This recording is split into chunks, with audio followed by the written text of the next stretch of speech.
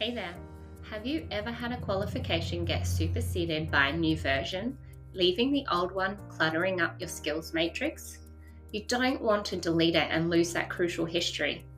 That's where archiving is a real lifesaver. It lets you permanently retire a skill or an attainment or qual while keeping your active training plans tidy, saving all your historical data for compliance. Let's give it a whirl. The process is pretty similar whether you're archiving a skill from the attainments tab or a person, equipment, or company attainments page. You simply find the item you want to retire for good, hit the edit icon, and change its status to archived. This removes it from your active views so it won't clutter up your day-to-day work.